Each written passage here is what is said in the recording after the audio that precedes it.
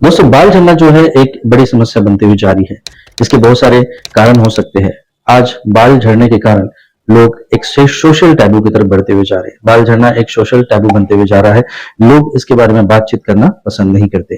कई लोग तो ऐसे होते हैं कि जो बाल झड़ना जब स्टार्ट हो जाता है तो वो सोशल डिस्टेंस बनाना स्टार्ट कर देते हैं, लोगों से मिलना जुलना बंद कर देते हैं, डिप्रेशन एंजाइटी की तरफ बढ़ना चालू हो जाते हैं। और जिनकी मेल जो है बाल झड़ना जब स्टार्ट हो जाते हैं तो उनको रिजेक्शन आना स्टार्ट हो जाता है, जिसके कारण अगेन उनका कॉन्फिडेंस जो है वो लो होते हुए चला जाता है। इसके क्या पर्टिकुलर रीजंस हो सकते हैं? लगभग 25% ऐसे लोग हैं जो 21 से 25 साल के बीच में अपने हेयर को लॉस कर देते हैं, और लगभग 75% ऐसे लोग हैं जो मिडिल एज में आते आते अपने बालों को पूरी तरह से लॉस कर देते हैं। इसके बहुत सारे रीजंस होते हैं। एक मेडिकल जर्नल रिपोर्ट्स बताती है कि इसके टॉप 10 रीजंस होते हैं जिसके कारण आप अपने बालों को धीरे धीरे खोते हैं, हेयर लॉस का समस्याओं से आप ग्रस्त होते हैं। ये क्या हो सकता है? तो देखिए, 10 ऐसे पर्टिकुलर रीजंस होते हैं, जिसमें पहला रीजन आता है लैक ऑफ न्यूट्रिएंट्स का। दूसरा आता है कि आप यूजेस करते हैं बहुत सारे कॉस्मेटिक को। कुछ लोग कहते हैं ये जेनेटिक्स भी होता है, आपके फोर फादर से ये आता है, यानी आपके पेरेंट्स से भी ये चीजें आपके अंदर ट्रांसफॉर्म होती हैं। और आज हमारा खाना पीना जो है वो बहुत अलग प्रकार का हो चुका है, इसलिए ये जेनेटिकली भी देखा जाता है कि जेनेटिक्स के साथ साथ आपके हार्मोन भी इम्बैलेंस होते हुए चले जाते हैं। कुछ लोग कहते हैं कि आज काम का प्रेशर बहुत ज्यादा बढ़ चुका है, यानी स्ट्रेस और टेंशन के कारण भी आपके बाल झड़ सकते हैं। इसके अलावा लाइफस्टाइल डिसीज है, जैसे लाइफ में आपके डायबिटीज है, हाइपरटेंशन है, इस तरह की बीमारियां भी यदि आपको है तो भी आपके हेयर लॉस होने के चांसेस बढ़ जाते हैं। उसके अलावा आप हेयर स्टाइल्स अलग अलग प्रकार से चेंज करते हैं, आप डाई करते हैं बालों को या कॉस्मेटिक यूज करते हैं तो भी आपके बाल झड़ने के चांसेस बढ़ जाते हैं। बट ये 10 कारणों के अलावा एक और ऐसा रीजन होता है जो आज मैं आपको बताने वाला हूं, और वो रीजन है एस्ट्रोलॉजिकल योगास। एस्ट्रोलॉजी से भी हम देख सकते हैं कि आपके बाल कैसे झड़ते हैं। तो इस वीडियो में अंत तक जरूर बनिए कि आपके पत्रिका में, आपकी कुंडली में किस तरह के कॉम्बिनेशंस बन रहे हैं और कौन से प्लैनेट और कौन सी दशाओं में जब ये आते हैं तो आपके बाल झड़ना स्टार्ट होते हैं। मैं जेनेटिकली मानता हूं कि इन चीजों को जेनेटिकली हम लोग देख सकते हैं, बट मेरे प्रैक्टिस के दौरान मैंने देखा है कि कुछ लोगों के पेरेंट्स के पास बाल थे लेकिन उनके बच्चे जो है वो बाल को पूरी तरह से खो चुके थे। और आज के इस वीडियो में मैं आपको आपका सेल्फ कॉन्फिडेंस भी वापस जरूर करूंगा, तो वीडियो को अंत तक जरूर देखिएगा। इस तरह की वीडियो देखने के लिए चैनल को सब्सक्राइब करके नोटिफिकेशन बेल को ऑन जरूर कीजिएगा। आइए वीडियो को स्टार्ट करते हैं।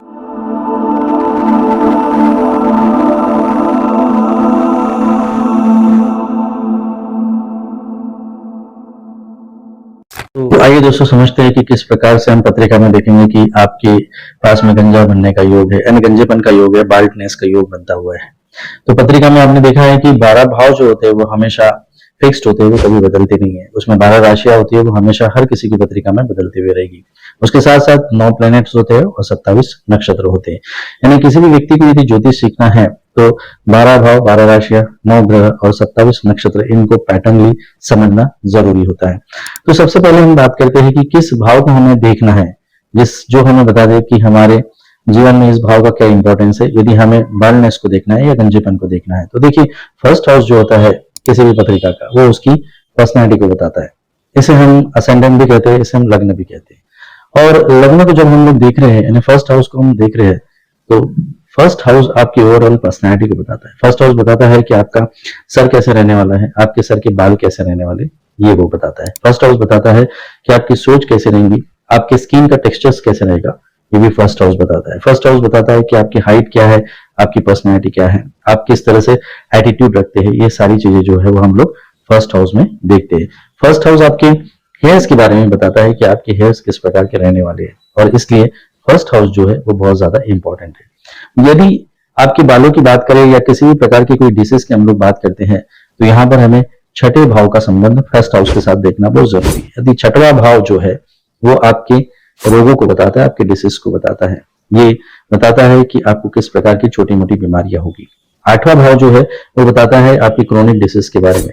यानी हम जेनेटिकली भी देखना चाहते हैं किसी भी पत्रिका को कि ये जो प्रॉब्लम्स है आपको जेनेटिकली आई है क्या, तो हमें 8th हाउस देखना बहुत जरूरी होता है। और 8th हाउस जब हम लोग देखते हैं और उसका संबंध यदि फर्स्ट हाउस के साथ में होता है तो ये प्रॉब्लम जो है वो आपको आने की संभावनाएं बढ़ जाती है, यानी किसी भी प्रकार की क्रोनिक डिसीज आपको आने की संभावनाएं बढ़ जाती है। और उसके अलावा 12th हाउस जो है, जो आपके एक्सपेंडिचर को बताता है, आपके क्रोनिक डिसीज के साथ आपके हॉस्पिटलाइजेशन को बताता है, आपके लॉसेस को बताता है। इस भाव का भी उसमें आना बहुत जरूरी होता है। तो जब फर्स्ट हाउस का संबंध 6, 8 और 12वें भाव के साथ में हो जाएगा तो आप समझ जाइए कि आपके जीवन में कहीं ना कहीं ये चीजें आ सकती है। अब चलते हैं हम लोग प्लैनेट्स के तरफ। ये कौन से प्लैनेट जो है वो फर्स्ट हाउस में बैठते हैं तो इस तरह की समस्याएं आ सकती है। यदि फर्स्ट हाउस में आपका सन बैठ रहा है, सन जो कि एक फायर एलिमेंट है, मंगल यदि बैठता है वहां पर, मंगल ये भी एक फायर एलिमेंट, ये दो ग्रह यदि आपके बैठ जाते हैं आपके फर्स्ट हाउस में, असेंडेंट में या लग्न में, तो आपको बालों की समस्याएं हो सकती है। और ये दोनों प्लैनेट यदि 6th, 8th या 12th हाउस के लॉर्ड के साथ अपना संबंध बना लेते हैं तो भी आपको गंजेपन की समस्याएं हो सकती है। और ये समस्याएं इनके नक्षत्रों के साथ में भी जुड़ी हुई है। मान के चलिए कि सन और मार्स यहाँ पर फर्स्ट हाउस में नहीं बैठे हुए, और ये जो भी प्लैनेट यहाँ पे बैठा हुआ है, कोई सैटर्न बैठ सकता है, केतु बैठ सकता है, या कोई भी प्लैनेट यहाँ पे बैठ सकता है। कोई भी प्लैनेट यदि वहां पे बैठता है और वो सूर्य के नक्षत्र और मंगल के नक्षत्रों में आ जाता है। सूर्य के नक्षत्र कौन से हैं? तो सूर्य के नक्षत्र है कृतिका, उसके बाद है उत्तरा फाल्गुनी और उत्तराषाढ़ा। इन नक्षत्रों में यदि कोई प्लैनेट बैठता है और उनकी साथ में संबंध बना लेता है तो भी ये इश्यूज आने की संभावनाएं बढ़ जाती है। इसके अलावा मंगल के कोई नक्षत्र आ जाते हैं, जैसे मंगल के नक्षत्र होते हैं मृगशिरा, चित्रा और धनिष्ठा। इन नक्षत्रों में कोई प्लैनेट आ जाता है और वो फर्स्ट हाउस में बैठा है तो भी ये समस्या होने के चांसेस बढ़ जाते हैं।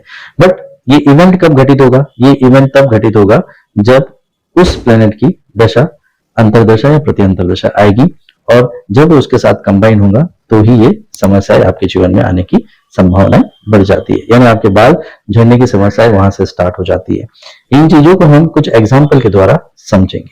तो आइए समझते हैं इन्हें कुछ एग्जाम्पल के द्वारा, सो दैट कि आपके अंदर एक क्लियरिटी आ जाए कि ये समस्याएं एस्ट्रोलॉजिकली भी हो सकती है। स्क्रीन के ऊपर आपको एक पत्रिका दिखाई दे रही है वृश्चिक लग्न की। इस लग्न में आपको दिखाई दे रहा है कि वृश्चिक लग्न में ही सूर्य, मंगल और राहु की युति आपको दिखाई दे रही है। तो यहाँ पर हमारी पहली कंडीशन अप्लाई होती है कि लग्न में यदि सूर्य, मंगल जैसे ग्रह बैठ जाते हैं और उनके साथ में राहु बैठता है तो ये एक्शंस होने की संभावनाएं बढ़ जाती है। दूसरी बात यहाँ पे देखेंगे कि छठे भाव का मालिक जो है वो भी मंगल है, और मंगल जो है वो इनके लग्न में जाकर बैठा हुआ है। छठा भाव जैसा कि मैं आपको बता चुका था कि डिसीज का भाव होता है, तो ये भाव का मालिक यदि लग्न में बैठ जाता है तो कोई ना कोई बीमारी लेकर आपको आता है। साथ में इनकी दशा अंतरदशाओं के ऊपर हम लोग ध्यान देते हैं तो इनको जो है वो मंगल की दशा चल रही है। तो मंगल की दशा आप देखेंगे तो मंगल की दशा इनको चल रही है 2009 से लेकर 2016 तक, और मंगल में इनको अंतरदशा भी मंगल की चल रही है जो 2010 तक है।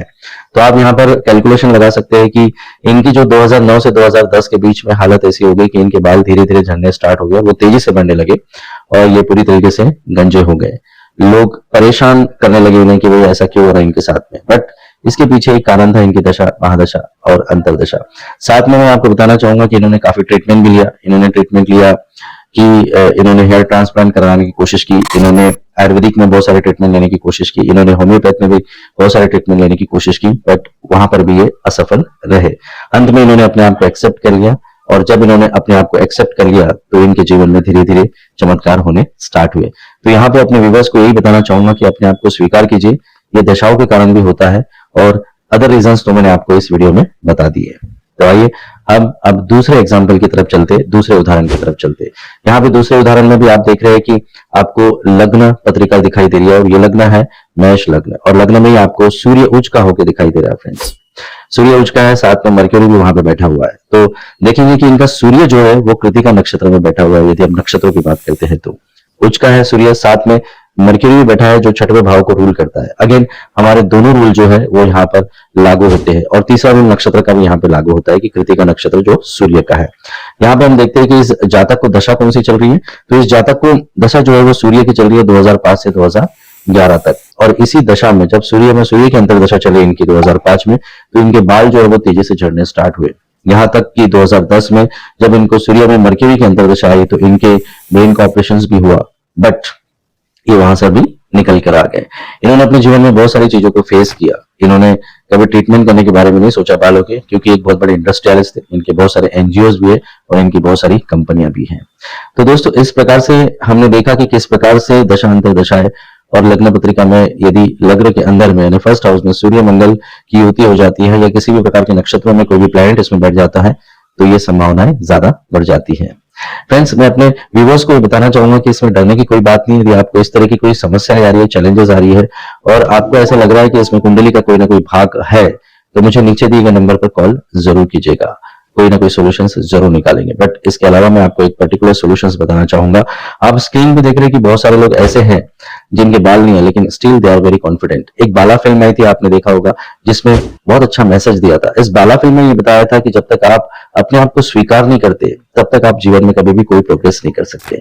तो यहाँ पर सबसे बड़ा सोल्यूशन यही है कि अपने आप को, आप जैसे है वैसे आपको स्वीकार करना है। और जब आप स्वीकार कर लेते हो कि आप जैसे है वैसे ही ठीक है और आपके पास जो भी ईश्वर ने आपको दिया है वो सबसे बेस्ट है, तो आप देखिए कि सूर्य लग्न में बैठकर आपके लिए क्या क्या कर सकता है। देखिए, गोचर में भी ऐसा हो सकता है कि सूर्य आपके गोचर में आता है, या किसी भी ऐसे नक्षत्रों के साथ, या शनि मंगल के साथ में युति बना लेता है, या शनि केतु मंगल या राहु के साथ में कोई युतियां बन जाती है, तो भी ऐसे होने के चांसेस बढ़ सकते हैं।